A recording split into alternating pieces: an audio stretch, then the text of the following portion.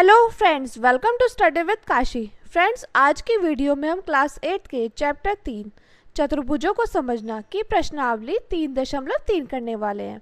यहाँ पर हम इसका पहला प्रश्न करने वाले हैं जो कि दिया गया है ABCD एक समांतर चतुर्भुज है। प्रत्येक कथन को परिभाषित या प्रयोग किए गए गुण द्वारा पूरा कीजिए।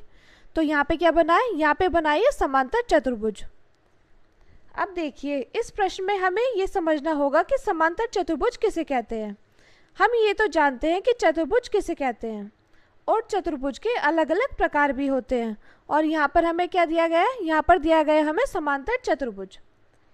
अब सबसे पहले हम समांतर चतुर्भुज के गुणों को समझते हैं। ये क्वेश्चन करने से पहले हमें समांतर चतुर्भुज के गुणों के बारे में पता होना चाहिए, तभी हम इस प्रश्न को हल कर सकते हैं, अदरवाइज नहीं कर सकते। तो चलिए हम समांतर चतुर्भुज के गुणों को समझते हैं। देखिए, हम यहाँ पे समझेंगे, ये तो हमारा प्रश्न दिया गया है, हम यहाँ पे समझेंगे। इसका पहला गुण समझेंगे हम कि समांतर चतुर्भुज के आमने सामने की भुजाएं क्या होती है, बराबर होती है। यहाँ पे हमने एक समांतर चतुर्भुज बना लिया है। ये देखिए, यहाँ पे हमने एक समांतर चतुर्भुज बना लिया है और इसके आमने सामने की भुजाएं क्या होती हैं, बराबर होती है। यानी कि ये बराबर ये और ये बराबर ये। अगर जैसे ये 5 है तो ये भी 5 होगा और ये 3 है तो ये भी 3 ही होगा। तो पहला गुण क्या है कि समांतर चतुर्भुज के आमने सामने की भुजाएं क्या होती हैं, बराबर होती हैं। दूसरा गुण देखते हैं हम। दूसरा गुण क्या है, दूसरा गुण है कि इसके आमने सामने की भुजाएं क्या होती है, समांतर होती हैं। यहाँ पे भी हमने समांतर चतुर्भुज बनाया। अब इसके आमने सामने की भुजाएं क्या होती हैं, इसके आमने सामने की भुजाएं होती हैं समांतर। समान तो होती हैं लेकिन समांतर भी होती हैं। समांतर का मतलब होता है, जैसे अब मैं इस भुजा को कितना भी आगे बढ़ाऊं तो ये दोनों भुजाएं एक दूसरे को नहीं काटेगी। जैसे कि मैं इस भुजा को कितना भी आगे बढ़ाऊं तो ये जो दोनों भुजाएं हैं ना, ये एक दूसरे को नहीं काटेगी। अब देखिए, हमारा तीसरा नियम है, नहीं देखिए, ये फिर से समझते हैं। समांतर चतुर्भुज के आमने सामने की भुजाएं क्या होती है, समांतर होती है। यानी कि देखिए, AB समांतर किसके है, CD के। तो AB समांतर, ये जो निशान है ये किसका है, ये समांतर का, किसके है, CD के। यहाँ पे लिखा है C। और AD किसके समांतर है, AD समांतर है BC के। AD समांतर किसके है, ये समांतर है BC के। अब देखिए, हम इसका तीसरा गुण समझते हैं। तीसरा गुण क्या कहता है, तीसरा गुण हमारा ये कहता है कि इसके समांतर चतुर्भुज के सम्मुख कोण क्या होते हैं, सम्मुख कोण बराबर होते हैं। अब देखिए, सम्मुख कोण क्या होते हैं, ये देखिए, ये जो कोण है ये बराबर होते हैं। सम्मुख कोण है, जैसे कि A के सम्मुख कोण कौन सा है, C, और B के सम्मुख कौन सा है, सम्मुख का मतलब होता है सामने, तो B के सम्मुख है D। तो यहाँ पे इसके सम्मुख कोण क्या होते हैं, आपस में बराबर होते हैं।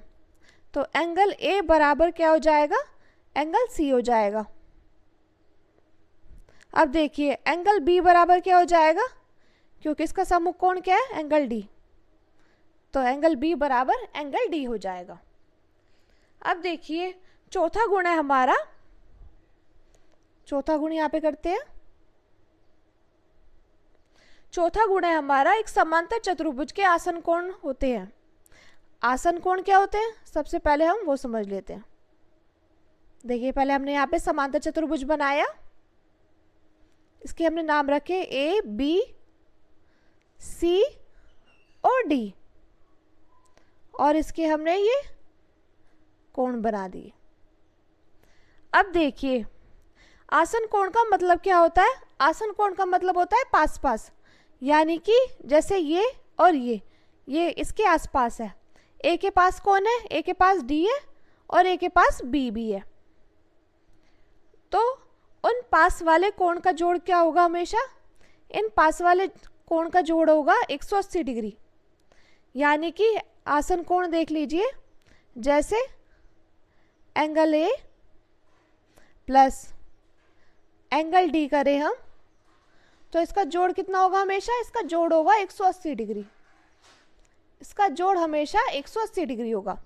फिर से देखिए, आसन कोण क्या होता है? आसन कोण का मतलब होता है पास पास वाला कोण। जैसे ए के पास कौन है? डी है, और ए के पास है बी। तो उन पास वाले कोण का जोड़ हमेशा क्या होता है? 180 डिग्री होता है। जैसे देखिए, angle A plus angle D बराबर 180 डिग्री। अब देखिए, हम अपना पांचवा गुण समझते हैं। पांचवा गुण यहाँ पे समझ लेते हैं। अब देखिए, हमने यहाँ पे एक समांतर चतुर्भुज बनाया।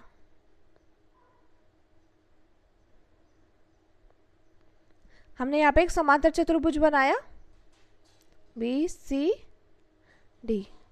हमने इनके नाम भी रख दिए। अगर किसी समांतर चतुर्भुज में विकर्ण एक दूसरे को काट दे, विकर्ण क्या होते हैं? विकर्ण होते हैं ये होते हैं हमारे विकर्ण। इसका हमने वो नाम रख दिया। तो विकर्ण का समद्विभाजन हो जाता है। अगर किसी समांतर चतुर्भुज में विकर्ण एक दूसरे को काट दे तो विकर्ण का क्या हो जाता है? विकर्ण का हो जाता है समद्विभाजन। देखिए, दूसरे पेन से समझते हैं। जैसे कि ये हो गया इसका समद्विभाजन, यानी कि ये भागों में बट गया है। तो जैसे अगर हमें दिया हो ये 3 है, तो ये वाला पार्ट भी क्या होगा? ये वाला पार्ट भी हमारा 3 ही होगा। जैसे AO कितना है? 3 है, तो OC भी कितना होगा? OC भी हमारा 3 ही हो जाएगा। एक कोने को सामने वाले कोने से काटने पर क्या होता है? विकर्ण बनता है। तो अब देखिए, फिर से देखिए, यहाँ पे क्या हो गया? यहाँ पे हो गया विकर्ण का समद्विभाजन। विकर्ण का समद्विभाजन हो जाता है अगर किसी समांतर चतुर्भुज में विकर्ण एक दूसरे को काट दे। ये है विकर्ण, ये एक दूसरे को काट दिया तो क्या हो गया? विकर्ण का समद्विभाजन हो गया। क्योंकि देखो, ये था विकर्ण, इसको इसने काट दिया तो क्या हो गया? ये विकर्ण का हो गया समद्विभाजन। ये अलग हो गया और ये अलग हो गया। अगर ये हमारा 3 है तो हमारा ये भी 3 ही होगा। चलिए, अब हम अपने क्वेश्चन को सॉल्व करते हैं। क्वेश्चन दिया गया है हमें, देखिए क्वेश्चन दिया गया है ABCD एक समांतर चतुर्भुज है। प्रत्येक कथन को परिभाषित या प्रयोग किए गए गुण द्वारा पूरा कीजिए। तो यहाँ पे है AD, तो AD कहाँ दिया गया है? AD दिया गया है हमारा ये। AD इसके सामने वाली भुजा के बराबर होगा। किसके बराबर होगा? AD बराबर होगा BC के, क्योंकि इसके आमने सामने की भुजाएं क्या होती है? बराबर होती है। हमने पढ़ा था कि इसके आमने सामने की भुजाएं क्या होती है? भुजाएं आमने सामने की बराबर होती है। हमने पहले गुण में ही पढ़ा था कि जैसे इसके आमने सामने की भुजाएं बराबर होगी और इसके आमने सामने की भुजाएं बराबर होगी, तो AD किसके बराबर होगा? AD बराबर होगा BC के। तो यहाँ पे हम लिख देंगे AD बराबर BC। अब देखिए, दूसरा प्रश्न है एंगल DCB। तो हम देखते हैं एंगल DCB कहाँ है। तो DCB यहाँ पे है। ये हमारा तीसरा गुण था कि जो सम्मुख कोण होते हैं वो क्या होते हैं? वो आपस में बराबर होते हैं। जैसे कि A बराबर C, एंगल A बराबर एंगल C, एंगल B बराबर एंगल D। तो यहाँ पे देखिए, यहाँ पे क्या दिया गया है? Angle DCB। तो ये किसके बराबर होगा? ये बराबर होगा एंगल DAB के। किसके बराबर होगा? ये बराबर होगा एंगल DAB के। अब थर्ड क्वेश्चन में क्या दिया गया है? थर्ड क्वेश्चन में दिया गया है OC। अभी हमने अपना 5वां नियम पढ़ा था विकर्ण के बारे में। ये हमने 5वां नियम पढ़ा था विकर्ण के बारे में। अब ये कह रहा है OC किसके बराबर है? OC हमारा किसके बराबर है? अब ये OC विकर्ण का आधा भाग है। ये क्या है? ये हमारा इसका विकर्ण का आधा भाग है। तो इसका हमारा दूसरा विकर्ण क्या है? OA। तो यहाँ पे आ जाएगा OA।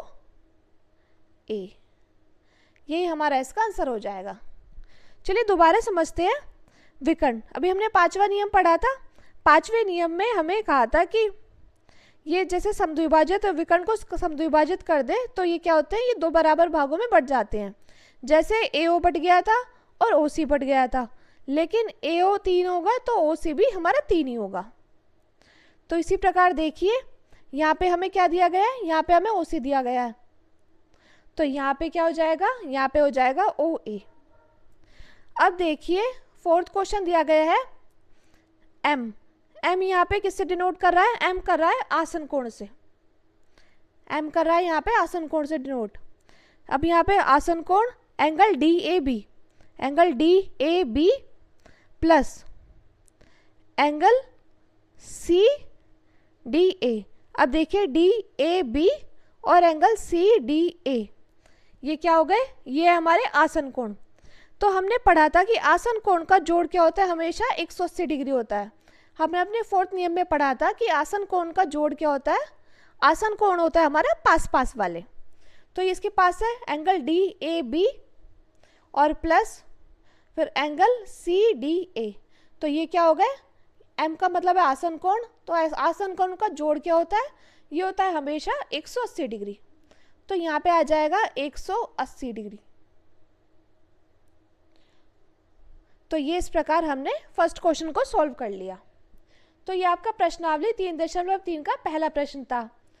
उसके करने के लिए हमें इतना कुछ समझना पड़ा और ये सारी चीज़ें हमें आगे के प्रश्नों में करने में मदद मिलेगी।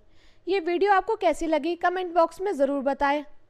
अगर आपको वीडियो अच्छी लगी हो तो प्लीज़ हमारे चैनल को सब्सक्राइब कीजिए और वीडियो को लाइक शेयर और कमेंट ज़रूर कीजिए। Thank you, thanks for watching.